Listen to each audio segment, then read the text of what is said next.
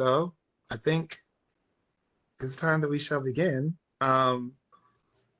This is rebooting the universe yet again, uh, which I'm very excited about because I have a lot of opinions um, and apparently a lot of questions too. So, how I would like to start is, I'm L.P. Kindred. I'm a writer, editor, teaching artist, podcaster, and general shit talker and shit poster about the things I care about, which are usually speculative fiction from Black and gay identities. I am on a podcast called Just Keep Writing about writers, for writers to keep us writing, and one of the co-founders of Voodoo Knots, a grassroots organization collective addressing the underrepresentation and isolation of Black creators of speculative fiction.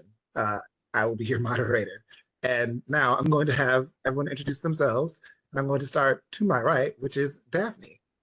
All right, I'm Daphne Strasert. I am an author. I write horror, science fiction, fantasy, and romance. I am also an editor with Tomeworks Editing, a collective of editors focused on genre fiction. And I am a host of the Houston Independent Authors Writers Lunch every week on Thursdays. Nice. Going around in this circle that I'm on, next will be Sean Carroll. I feel like someone stole my resume because yes, absolutely. Daphne and I are both involved in Tomeworks, hosts of Writers Lunch. I write a lot of climate fiction. And so I'm constantly destroying things and rebuilding them again and again. But between that and a love for comics over the years, that's why this was like a really cool topic for me. Woo woo. And last, definitely not least, Mack Duncan. Hi there. I am Mack Duncan. I am the creator and writer of AU Comics comic book series that launched about 3 years ago. And I am also a high school teacher, been teaching for about 22 years. Just 5 away from retirement, so I can do this all the time. And also a puppeteer, an improviser. I was a co-founder of the Torch Theater, co-producer of the Phoenix Improv Festival for about 20 years. And hopefully I'm on my way to writing comics all the time. If that's assuming I don't run out of money in the process. That's we're all laughing nervously. As a creative is, so. We're all laughing nervously. We're like, as long as we don't run out of money. Yes, no, yeah. It was like, I want to quit my day job, and then everyone just cackles. I'm always talking about like, yeah, so when I get my $1 million book deal, this is what I'm gonna do. Just speak that out there. I always say that, like, yeah, I'm gonna need to sell 10 books at the same time in order to quit my job. But I also think this is a different panel. That's a good multiverse to be in, though. I think before we get to the questions, I think that we should just have a quick conversation about 3 very important words. Just kind of defining them and like kind of outlining the differences between them. And those would be reboot, retcon, and multiverse. Because I think we're gonna be throwing those around a lot, and like we don't want to get too jargony for the kids. Would anyone like to take one? I'll take reboot. So reboot is when you unapologetically decide to redo your content, right? So if you're taking something that has been made before and you're going to make it again without any reference to anything that came before. You're not making any excuses about where we are in relation to this. You're not making any explanations about, okay, well, we're actually in, a planet 4,000 miles away. That's, exactly the same. So reboot is just kind of this unapologetic restart. A retcon is to recontextualize. Is that what it's from? To change the origin of something and make it a new reason why the same thing exists in the future. As if you had always meant it to be that way. Sorry. Retcons can be a byproduct of a reboot, but they can also just be a creator deciding that what someone else did wasn't good. So it's like what the explanation was, we're changing that. Uh-huh. And that leaves you with multiverse, Mac. Oh, the multiverse. Oh, my favorite, the multiverse. Um, we can start with the Stephen Hawking astrophysics explanation of like there are many different dimensions that we cannot perceive. Then we go into multiverse as a storytelling excuse of of like nothing matters and everything matters, where everything that happens in a timeline, if you make one little change, you're going to go in another direction. And anytime you go back in time or sidestep through time, it's just exactly the same, but just a little bit different. And that gives us an excuse to have Ed Norton and Mark Ruffalo both be the Hulk. And I think another way to think about that is also gives you like when you think about DC's Earth 1 and Earth 2 and Earth 3, and you're just like, did we need this? And I think the answer is yes. Okay. We're gonna jump into the questions now. Universal reboots are par for the course nowadays. I especially enjoy this soft reboot introduction of the multiverse into the MCU. It holds a lot of opportunities for pleasant surprises and continuous disappointments. Can you name the most tremendous retcon fumble? What about the best reboot field goal? And I'm going to start with Sean. Man, no, because I didn't have time to think of these things. I sent the questions out yesterday. yes. At the last minute. So the best retcon or the worst retcon, it feels to me like the United States government is great at turning around and looking at what they have done in other places in the world and being like, oh no, that's what we meant to do. So they're retconning the reasons why, but that's a real world, like the malleability of truth kind of a retcon out there. So really, history is full of a lot of these examples where no, we meant to do that. So like an in-universe retcon would be the entire book 1984, in which Oceania has always been at war with Eastasia. No, we've always been friends with Eurasia until tomorrow, and we're just gonna retcon everything, and nobody's gonna care. And that satire was absolutely based on, what countries were doing at the time. It was based on real life, absolutely. Yeah, I teach 1984 yearly, so it's always yeah. I bet that's gotten weird in the past few years. Oh yeah, yeah. We kept going back and forth between Animal Farm and 1984. So we knew we wanted to do Orwell, and something happened in 2016 where we collectively said, "Oh, okay, we got to do 1984 now." So I won't go too deep into that. I don't know who's listening, so I don't want to alienate anybody too early. Oh, fuck them. Daphne, go ahead. I was like, I guess I do. Yeah, okay, so I'm gonna go with the worst retcon being my favorite retcon is just everything with Dracula. Because everything with Dracula gets retconned every time they make a new Dracula. So every time you reboot it, you gotta retcon Dracula. He's not just this unexplainable evil. No, he was like it's a twisted love story, and he gave up his humanity for her. And they're all bad in their own special ways because I think Dracula is scary because he is unexplainable.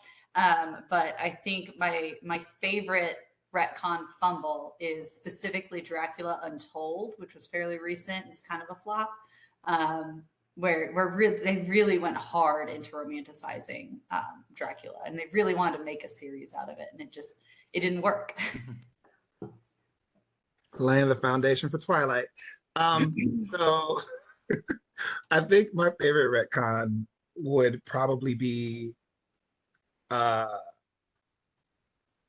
Diana, Princess of Themyscira, not being made from clay and her being like, depending on which conversation, the love child or the rape child of Zeus and Hippolyta. I was like, okay, this makes this character is wildly nonsensical.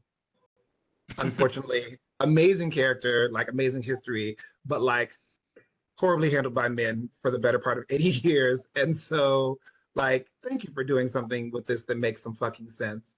Sorry, real quick for the audience, this is Wonder Woman. Oh, yes, this is Wonder Woman. Sorry, if you haven't. Diana, definitely the Greeks were involved, but I was like, let's make sure.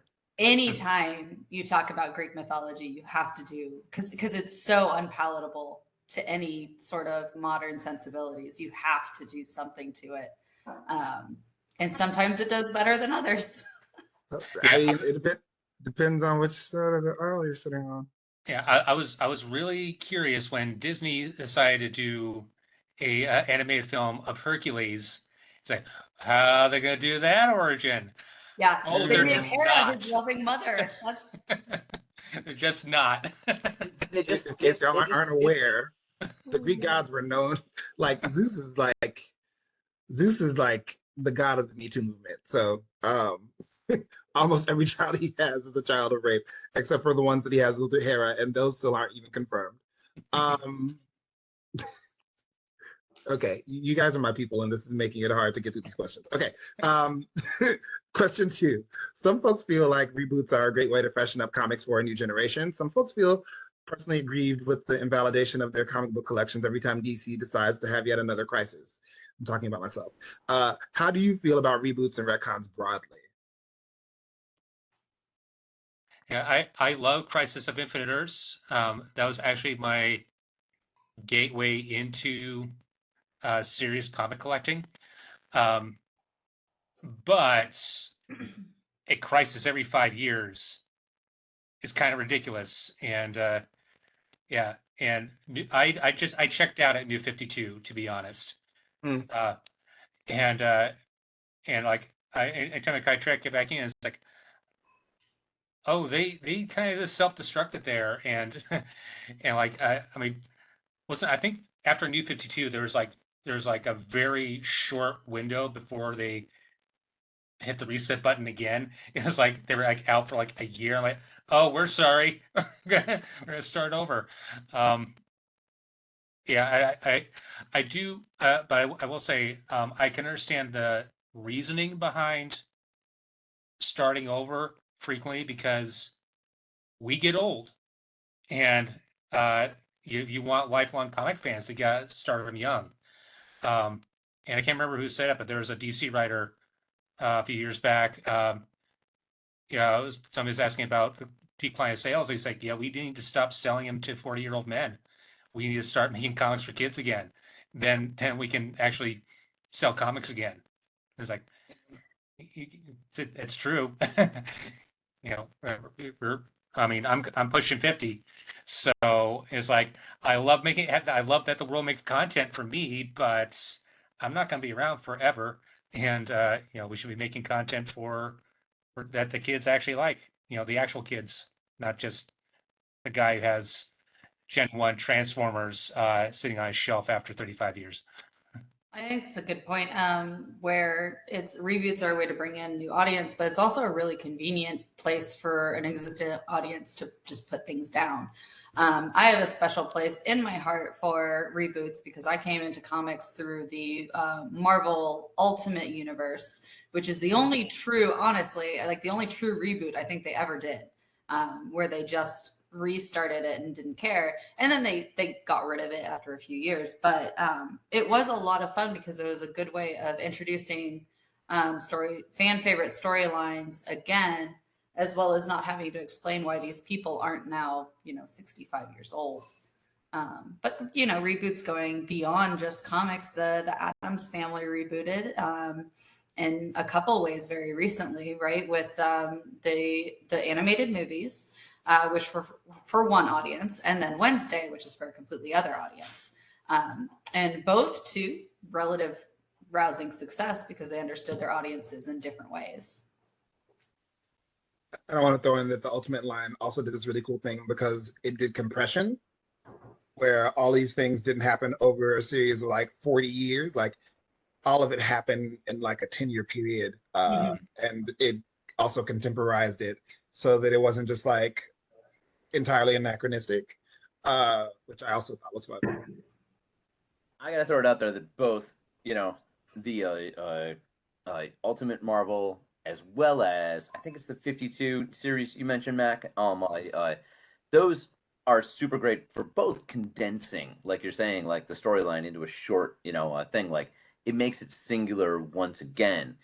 In comics, there's always a million little things going off in different directions, and it could be just that you said what Moon White was in the 70s, you never used him for 10 years, and then when you brought him back up, you realized that origin story you made back then really should not be used anymore because society has changed around you. So LP, you said that about reintroducing, and I love Battle World.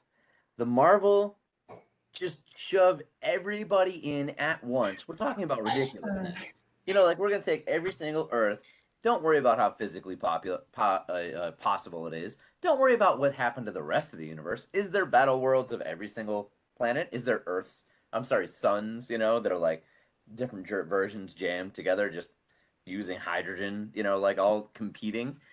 It is all of them all at once, and then they kill. They just murder just so many of them, and it is amazing to see that they recognized, like we have done reboots, retcons before, but we're in this battle with DC, somewhat with Image, of every 5 or 10 years, like changing it up again, changing it up again.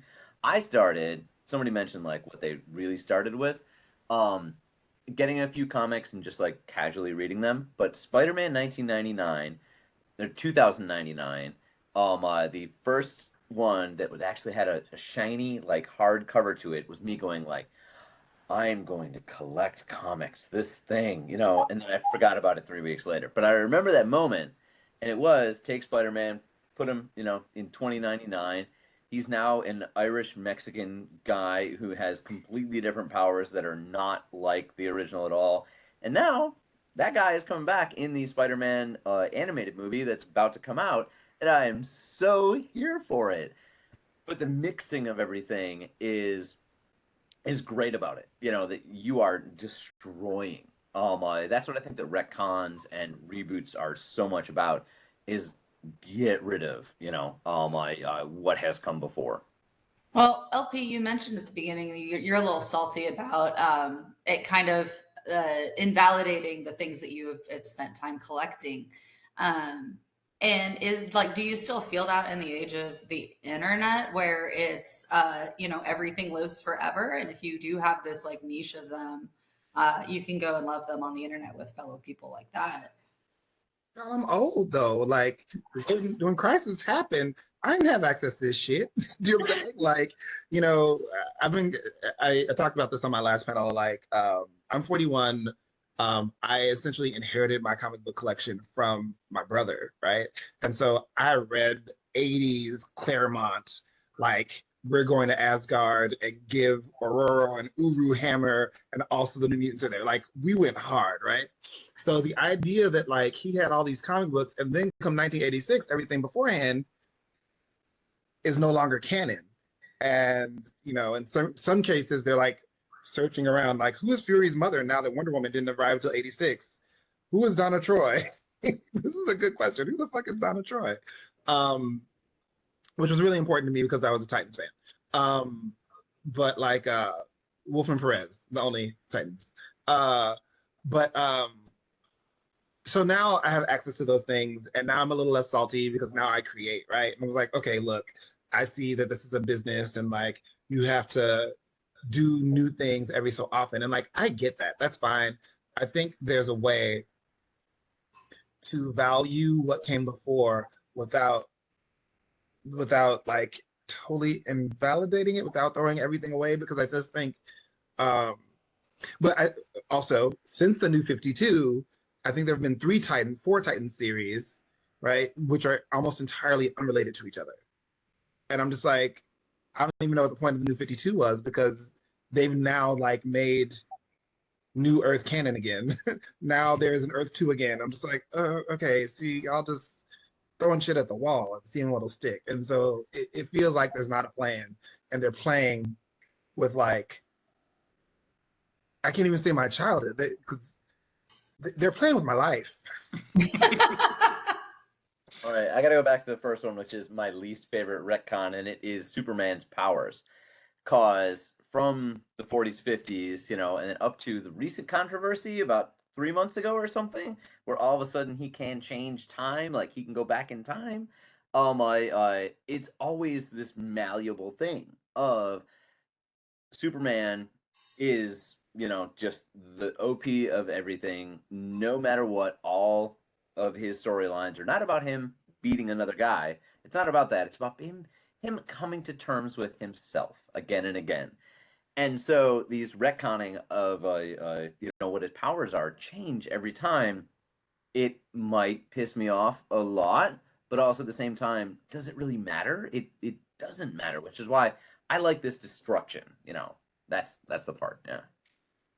Where were you at on Superman's blue and white energy suit in the 90s? Energy suits. Oh man. Is that the 90s? Yeah, like circa 1994, 95, I think. Yeah. See, that should be forgotten. That absolutely nobody needs to remember that.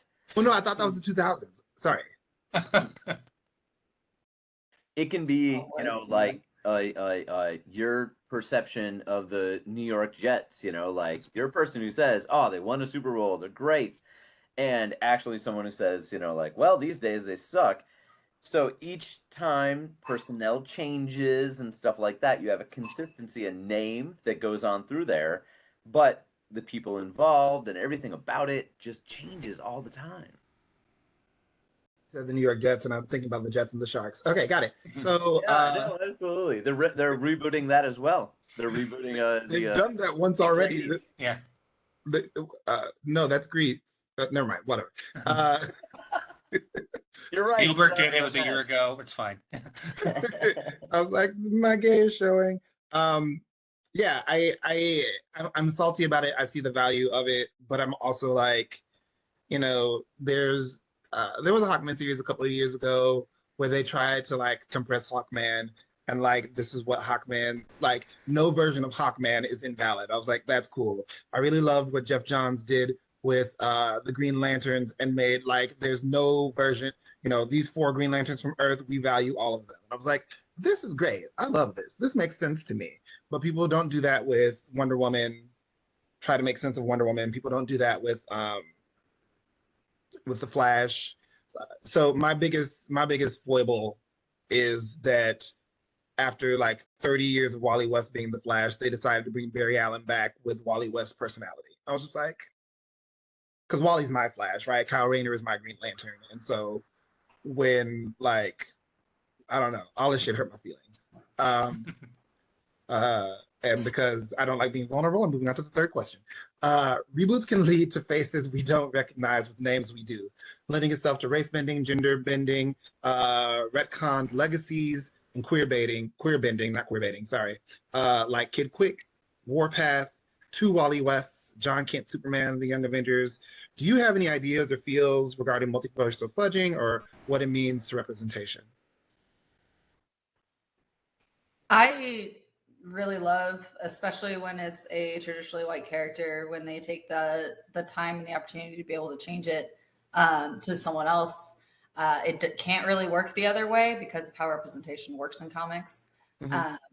So I love it because I like seeing new versions of characters, especially when it's not necessarily even bringing like in a new person, where it's the same name, the same costume, all that stuff, and it's just like most recently, right? Iceman is gay now, and wasn't previously. It's been retconned that he always was, and I think it fits. I think it works. I think it's something that can broaden the storytelling overall. Now that's the I want to go to Iceman specifically because I do love how they did that. But it felt to me like when they did it, and because you have kind of a multiverse and you're rebooting again and again, and I think in that particular case, it was a character who came from the past who now is in the future again. And basically, it's a person who in the 60s and the 70s was there and dated other superheroes, I'm pretty sure. Uh, but that child who has not had all these formative things put on them by society of the 60s and 70s is now in the future where the mores are different. And this is that retcon like laid bare, like maybe he had always had these thoughts, but because he's placed into a different society, a different result happens. And so those ideas of, well, I'm bi, well, I'm gay, now come to the fore, as well as you say, the representation. There's a lot to be said for seeing yourself in comics, and everyone, no matter what time they stepped into reading comics, saw themselves in characters. And we can talk about queer representation, cultural representation, race representation, but it was always that somebody was looking at them and seeing themselves in that character. It just now makes it so much closer because you're broadening all the different ways that you can identify with the characters. So that's just so much better. Despite the, oh no, this is not how I remember. Well, yeah, you might not remember it that way. This is different from the one, but there's somebody out there who. Comics weren't political in my day. Yeah, they were. Oh my God, the X-Men is Like, political since the jump. Absolutely. well, also what I loved was that like there were breadcrumbs. It's like actually this thing happened here, and like when Emma Frost took his body over that one time, called him a punk for not being able to use his powers, and then called him a punk and didn't say why he was a punk. I was like, oh, okay. I would like Sorry, to Max. thank you. But I would like to preface my response by acknowledging that I am a middle-aged Caucasian hetero male. So I have no problem finding my representation throughout all of media. That said, and not only do I appreciate when other representation is coming in that doesn't look like me and does not reflect my demographic. Um, it's good to see it in there, but I also have even more appreciation when the creatives are not me. Um, seeing more people of color and women and LGBTQ plus people being represented in the writing and in the editing and in the decision making and taking away the heteronormative gatekeepers of just making everybody look like this.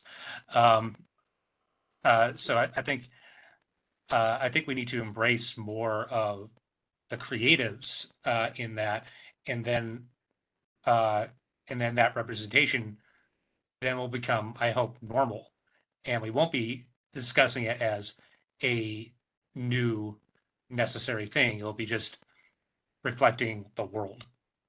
Mm.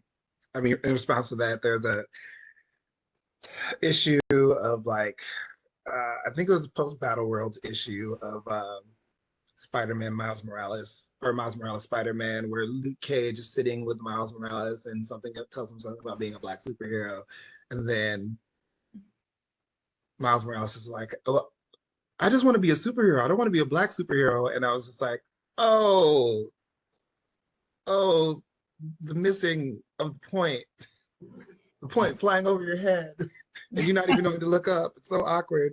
The idea that like that someone would write something where like someone would say that, where as if like people have the opportunity to dissociate from the things that make them different, and like to that point, I think it's so important to have a range of creators creating comic books, a range of creators in movies and films. And I have new questions now that I'm thinking about it that I'm going to get to when we get to the end. Question 4. Now more than ever, I think I think of reboots as a tool for adaptation or adaptation as reboot catalyst. What beloved properties need to go back to square one for reintroductions? please feel free to fan twirl and share guilty pleasures.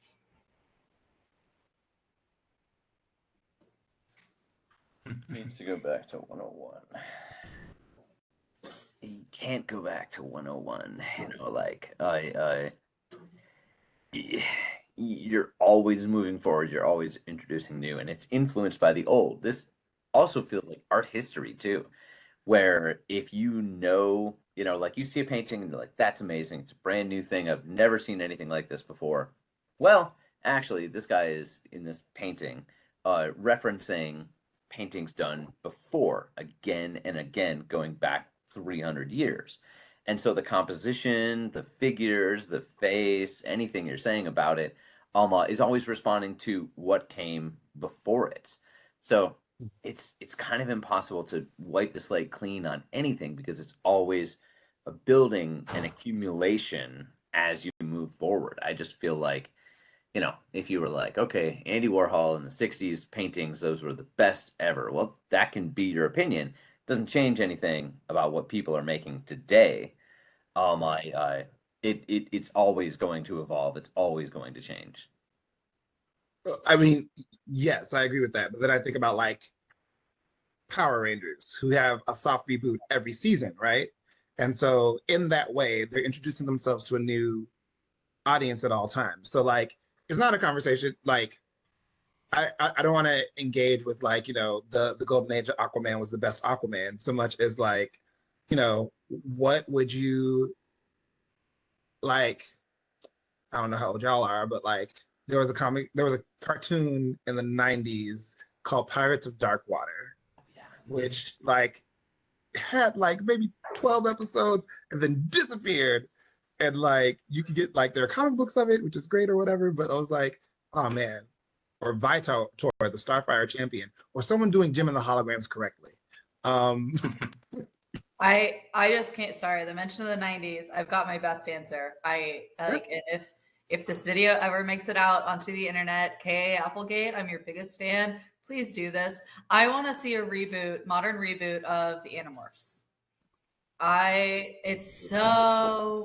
There's such deep like themes in the books that are so universal because it was written forever ago. There's so many pop culture references that just don't work anymore. And it's a really rich sci-fi universe that would be so cool to explore once again, and not just reprint them, just straight up rewrite them. In fact, just write them for the adults that want them. Just write them for me. I know so many science fiction and fantasy writers for whom Animorphs was their springboard into writing the fanfic or doing all the things. You guys should join it, form a coalition. I'll do it for her. And if she doesn't have the time, I'll do it. I'll say I grew up wanting to be a big Hollywood filmmaker. Didn't happen. But the prize I had my eye on, the thing that was going to be my Star Wars, I was going to do in my headcanon, I was going to be the person who brought the Transformers into the feature film universe, and I was so mad at what we got. Like when I saw that it was happening, I saw Michael Bay was bringing this to reality. I thought, okay, somebody did it. I wasn't going to do it. Too late for me to do it. Somebody did it. Cool.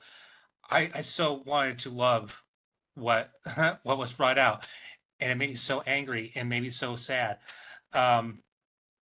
because I love Transformers for the robots. I love the robots. I don't care about the Witwikis. I didn't care about them on the cartoon. I sure as hell am not going to care about them when it's Shia LaBeouf. I definitely don't care about Sam's mom talking about him jerking off. That does not belong in the Transformers movie, I thought. See, and my vision of it was, do like this big epic trilogy. The first movie is on Cybertron. Do the entire first film on Cybertron. Show us the war.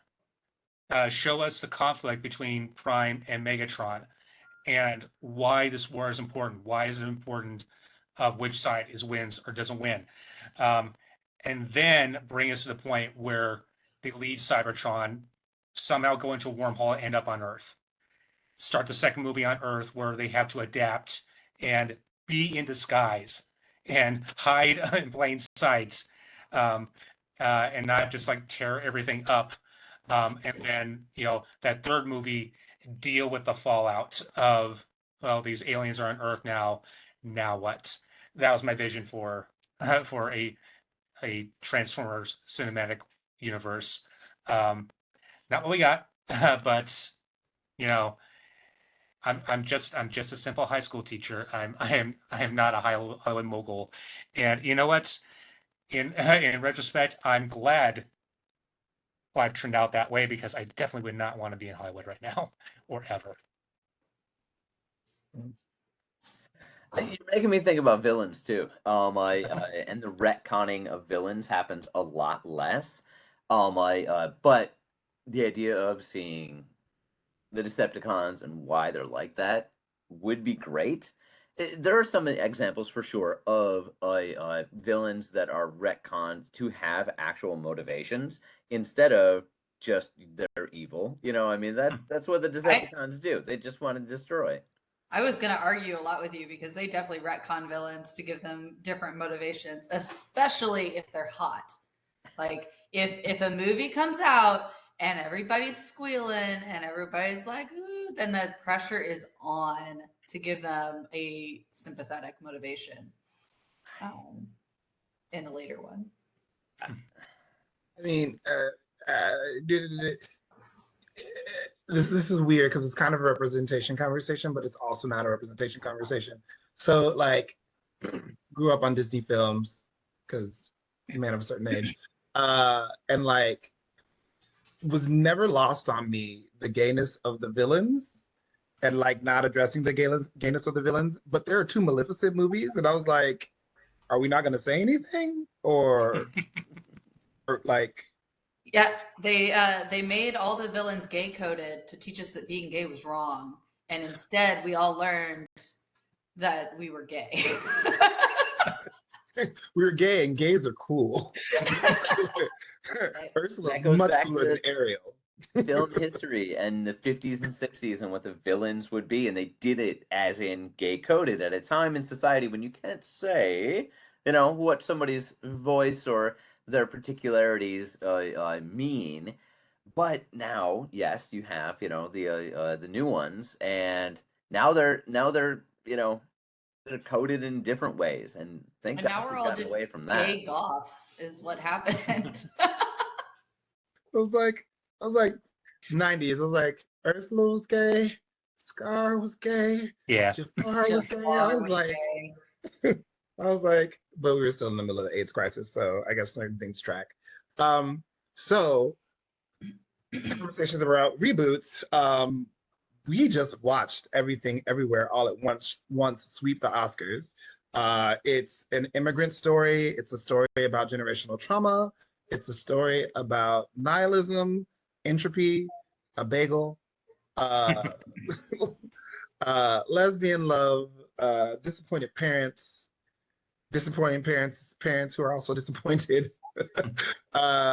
So, I mean, that story obviously wouldn't have been possible without a multiverse conversation. How do you see the I mean, we can definitely fan twirl about Everywhere All at Once toward the end, but like, and also with the MCU, we've introduced Kang, Loki introduced the Time Variance Authority. I don't know if y'all saw Ant-Man, but there was some Kang in there too, and we also had America Chavez's movie. I mean, sorry, Doctor Strange: Multiverse of Madness, and saw a bunch of different Marvel universes there. So, what do y'all think is coming for multiverses coming into the mainstream? Like, this is a conversation that I would have with other geeks and quiet tones before being a geek was cool. And people are like, what the fuck is a multiverse? So now that we're having multiverse conversations publicly, what do you think this means for multiverses? And by proxy, what does this mean for reboots? I think Star Trek started to embrace it before anybody.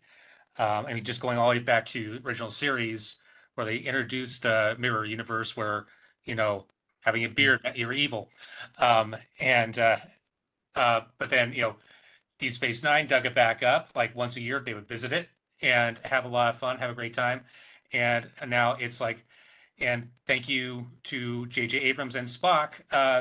They have the Kelvin universe to go back to whenever they want or need to. So, um, yeah, multiverse is there, and yet Prime Universe is also still there. And meanwhile, they continuously retcon within their own Prime Universe. So I think if you want really dig into what is canon, what is not canon, it's like point to Star Trek and say, you know what, they got their canon, and sometimes they don't care. Even as far back as Wrath of Khan, Nicholas Meyer said, I don't care about continuity. I know Chekhov wasn't in that episode. I'm just still going to have Khan recognize him, you know. And so I think to the answer your question, I think anything that's got a legacy of any kind is going to be retconned, going to have a multiverse, and it's going to be the thing we lean on if we need it, or we throw away if we don't. And it's whatever serves our narrative right now is what that's going to be. I think that you're right. And I think that there's such potential for particularly large production companies to get themselves in trouble trying to set up multiverses because they're like, yes, it's the thing to do. It allows us to exchange problematic or difficult actors with new ones and just say, it's the multiverse. They're going to potentially try to create something that's more complicated than they can actually, they're biting off more than they can chew. And I think that Universal did that early on when they tried to create the dark extended universe, the new Mummy movie. Anybody love monsters? So they tried making this new venture, right? They were going to make the MCU of monster movies, and it was a horrible flop. And I think that multiverses can get them in a very similar pickle where they're like, well, we can, not that MCU will do this, but they could make 3 different Captain America movies all at the same time with different actors and say, multiverse, and it's not necessarily going to work. Let me throw this out there, which is to say that I think a lot of times, when these come up in IP, in films and comics and books and stuff like that, when they get popular, it is a reflection of society. And so when you have the multiverse kind of like getting big, it's a reflection that this is now accepted pop science. So, for example, the Multiverse of Madness, and they go crashing. I love that cutscene when they went crashing through a ton of different universes and just had like a paint universe, and like a whole bunch of different ones that were all ridiculous. But it kind of illustrated that this is all possible. All things are possible. And this plays a bit into the representation as well, I feel, is that by doing these multiverses and it becoming pop psychology as well as pop science, that you have anything as being possible. You are allowed to choose your own path, and you are not, Hal Jordan getting the ring, and then you have a mission and you must do that mission. It's like you can go in any direction or whatever. If they retconned it to where there was a multiverse where Green Lantern gets his ring and then he throws it away, or he decides to just stay incognito his whole life, he never uses it. You could play with all these different ideas about it, bouncing off of the original. So bouncing off of the one universe that we can tell exists because we can see it, means that you get now to choose so much more about what your life is going to be, about who you want your identity, how you want your identity to be, And that is great because it's this side way of going around a lot of the cultural questions and getting it to the main audience, like choose. You can absolutely do that with so much more in your life than you ever could before.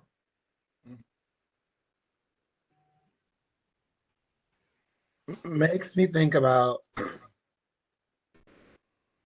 Earth 3 in DC. Oh, sorry. I wanted to make a point before that the reason that the Crisis on Infinite Earths happened wasn't because they, oh, this will be a great event. It's because the multiverse got too unwieldy for them. And they're like, we need to condense and compress so that we can start this anew. And then they realized through Marvel's domination that like maybe the multiverse was the best thing it had going for them because they spent years like dipping back into it with Elseworlds as well as Zero Hour, the Crisis in Time, and Infinite Crisis. Look, the multiverse is back, and look, Flashpoint to the New 52, and then Dr. Manhattan shows up, and we've been missing Hope for a decade. What the fuck? So all those things valid. But all this makes me think of Earth 3. No, not Earth 3, Earth X. Earth X is the Earth in DC where the Nazis won World War II. And so there are a bunch of freedom fighters who are essentially fighting for the lives of people who would be marginalized in those spaces. Super interesting. There was a recent series where the Black Condor was a black man. And I was like, this is interesting because Black Condor is a freedom fighter, but also like there was no civil rights movement. So the way that he would be treated would be different. But I was like, you know what? That's another conversation for another panel.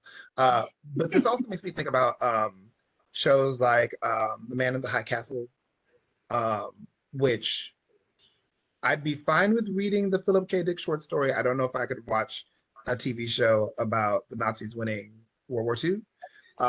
But also, the guys who made Game of Thrones were in development for a TV show about what if the South won the Civil War. And like, there's a version of it where I'm just like, as a thought experiment, maybe. As a television show that we're going to spend millions of dollars on, I don't know how something got this far with so little, like, I don't want to say thought, but like consideration. Well, yes, but then it's in pre-production. People have gotten paid. They announced it. And people are like, y'all are gonna do slavery fanfic?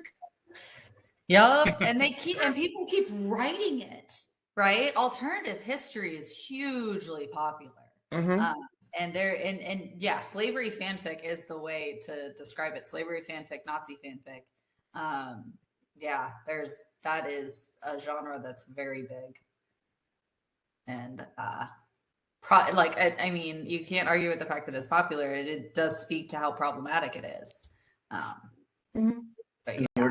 We're talking about different universes and representation and how that opens it up more, but at the same time, on a right-wing sphere, they're using the same ideas to put their own bullshit on it. You do have Colston Whitehead's Underground Railroad, and how he imagines like a closer to the future, the Civil War never ended, and this is like super technological as far as the Underground Railroad goes. So there is something to say where there is like a crossover between right and left wing cultures on this, but that's been so popular in right wing culture, Daphne, like you said, for decades, and it is going to people's worst fears on that side of the political spectrum about what's going to happen, to the world. Now, what about things like Lovecraft Country, where you take an original that is just so the kernel of Lovecraft Problematic. is just so deeply awful, and then you have it being like weird fiction and what used to be called Lovecraftian fiction is now being very is being taken over by BIPOC creators and being used for their own stories in a beautiful way. And so there is some there is this kind of like hope of we can take your gross, disgusting darlings and tear them apart and do our own beautiful things with them. Yeah, I think that's powerful in and of itself. I think one of the hard things for me is like, I'm not gonna read Lovecraft so I can figure out how to subvert it. Um, like, I'm just gonna work on something new because I'm not gonna pretend that like I don't walk past little free libraries in my neighborhood and see Lovecraft and take it out and then burn the book. Um, I didn't pay for it, and no one else will have to read it. This is the win on all sides. Um, yeah, so I don't know. I feel. Do you guys have more thoughts on multiverses, reboots, and retcons? Was that a hand up or what? It looked like you were trying to fake me out. As a waiting, I don't want to jump down it. So one of my favorites, thinking about this before the panel started, was the books of the culture books of Ian Banks, and how he'll come into it and have the same universe every time, but it's not a series. There's no continuity to it. You can read it totally out of order, and each one is focused on a POV character and what they do that's absolutely friggin' fantastic in this universe. So I kind of like that in terms of reboots and retcons and stuff like that. You're not retconning, you're just changing who the person is. And so within a world, you can explore different aspects of it.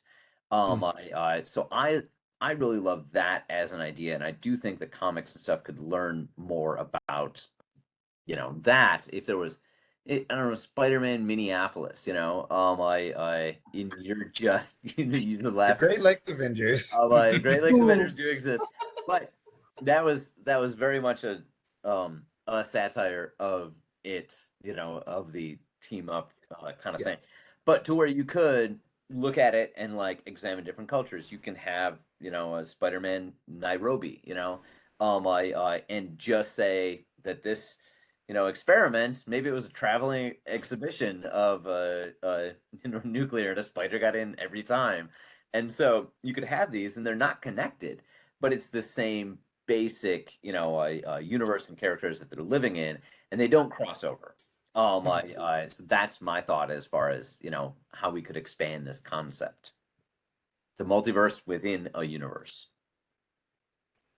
There are no superheroes in the Southwest because our buildings are too short. I mean, that's a perfect reason to have superheroes in the Southwest. The Rangers were my shit. I was like, if the Great Lakes Avengers can be Avengers, then the Rangers should definitely be the Southwest Avengers. And I will die on that hill. Thank you very much. Let's go around and talk about where folks can find you and pump up your most recent work. And I'm gonna start with Mac. All right. You can find me at aucomics.com. My Instagram is AU Comic Books. My Twitter is AU Comic Books. On Facebook, AU Comics graphic novel. And if you are in the Phoenix, Arizona area, I will be at Phoenix Fan Fusion June 1st through the 4th. Nice. Let's go, Daphne. You can find me everywhere on social media as Daphne the Writer. You can find my website, daphnestrasert.com. You can also find my editing stuff at tomeworksedits.com. And I will be at Houston Comic Palooza coming up in a few weeks. That'll be May 26th through 28th if you want to see me there. I am everywhere on the internet as Buffalo Sean. I definitely just had the last story I just got published was in Decomp Journal, and that is the Ohio Dust Bowl, where I trash Ohio in the near future. But that is also an awesome magazine, and especially concentrates on indigenous views of the future and looking at different things. So I was very happy to be included in their futures episode that they just made. tomeworksedits.com. We're doing a Mother's Day thing, so we were just writing little cute things about how mom helped us want to write, want to read as kids, and that's very fun. So we're going to do a little promotion based on that. And I will be tonight doing podcasting for writers at the here at Flights of Foundry, and just got an email. We have one space open for that. If anybody very last minute wants to do a workshop about starting a podcast, has their own idea, always find us at a writer's lunch, and that is a group on Facebook where we post all of our videos. Weekly Thursdays we post writing crafts ideas and interviews. And I am L.P. Kindred, and I'm everywhere at L.P. Kindred on Facebook. Yeah, kind of Facebook, whatever. Don't talk to me about this, I'm old. Twitter, Instagram, even the TikTok. I do the things that the young kids do. You can also find my work, my cultural work at Just Keep Writing 1 on Twitter, Just Keep Writing on Instagram, at Voodoo Knots on Instagram and Twitter, and Skate Pop Castle, Lamar Burton Reed's Carnegie Hall website, whatever. Yeah, this has been great. It's been cool talking to people about multiverses because, again, when I was a kid, these are not things that I was allowed to talk about in public. It was enough to be a nerd. You didn't have to talk about it. It was a lot. Thank you, LP. This was really great. Yes, thank you. And thanks everybody for coming in and spending time with us. We know you could be anywhere in the Flights of Foundry, and you decided to come play with us. Appreciate it. Hope that we didn't get too jargon on you, but you know, you gotta do what you gotta do. All right, y'all. Have a good one. Enjoy the rest of your con.